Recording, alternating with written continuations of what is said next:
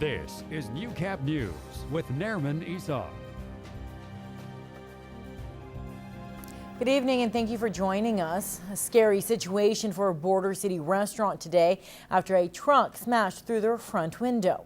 Now this was the scene at Clark's Cafe this afternoon. RCMP have not released information at the moment, but according to reports from witnesses on scene, 2 people were taken to hospital. Now it's not known if any patrons were inside at the time. We'll have more information for you when it becomes available. A Lloydminster man is facing drugs and weapon charges after a road rage case in Winnipeg led police to a major drug bust. Early Sunday morning, a person claimed to have been threatened by 2 men in a trunk where one allegedly pointed a gun at him. Now, officers later stopped that vehicle, found a long-barreled rifle along with a number of drugs with a street value of more than $250,000. 25-year-old Benjamin James White of Lloydminster and 18-year-old Jaden Joshua Omeyasu of Hobima remains in custody. The city will be rolling out its emergency alert system testing tomorrow. It's part of an initiative to ensure residents are made aware of any imminent disaster in the border city. Now, Ann Danielson, the emergency management coordinator, says the system is effective and used by many Canadian cities. Simply by signing up for the alerts, citizens will get a message sent to their devices. Email, text, phone, cell phone, so as many ways as possible because we don't know in advance what disruptions might occur. Danielson says they are ready for all emergencies such as natural disasters as well as man-made ones. The first test alert will be sent out tomorrow at noon. Every month, every third Wednesday of the month at 12 noon going forward. So we're really excited to be doing that. We think it's important because we want to keep emergency preparedness front of mind. We want people to be familiar with the notifications and what we want them to do when they receive one in an actual emergency. For an actual emergency, staff say you should tune into local radio for more information. Now to sign up, you could visit Lloydminster.ca/emergency-alert.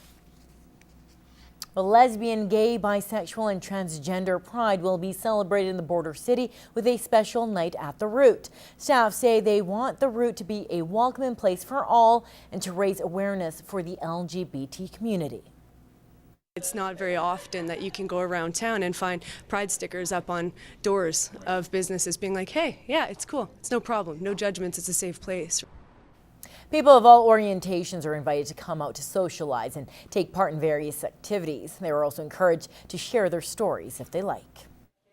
This is a growing town, it's a growing city, and so there's a lot of folks moving here, a lot of folks that have been living here for quite some time, but I feel like there's definitely some challenges associated with living in an open relationship here. Although acceptance has made big strides in the last little while, there are still numerous challenges and battles the LGBT community has to deal with. It's a little bit hard because the community is so small to begin with, and then trying to find people who support it is really hard here, especially coming from Calgary where it is so big and diverse. The Root plans on holding an LGBT night every third Wednesday of each month. Well, students at Assumption Junior Senior High School may soon be able to cheer on their own football team. Jackson Field has been updated to accommodate a football team, and as Fraser Snowden reports, students and staff are excited for all the sports the new field could be home to. 16-year-old Matthew Nowosad has been traveling all the way to Bonnyville to play football, but come next spring, he could be playing closer to home. It feels good. I think it's going to be fun being able to play with having our own school team and not be having to drive out to Bonnyville every day. I think we'll compete provincially. We have a lot of great athletes here at Assumtion School, and we create a lot of great athletes from grade 7 all the way to grade 12.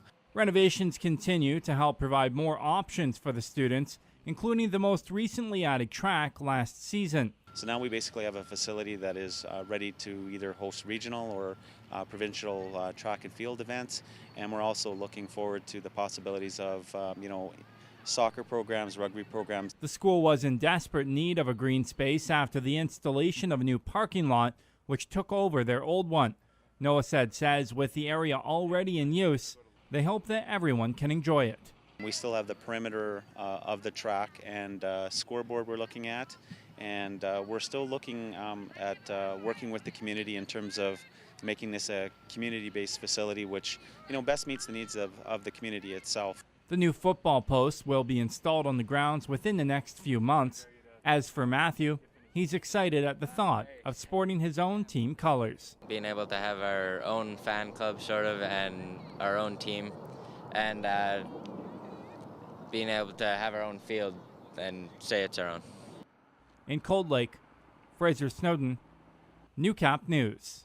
Well, if you're looking to add a four-legged friend to your family, this next segment is for you. In this week's Pet Project, Jackie from the SPCA introduces us to Margot, a year-old domestic short-haired cat, and Wiser, a 3-year-old Harrier cross. Both are looking for their forever homes.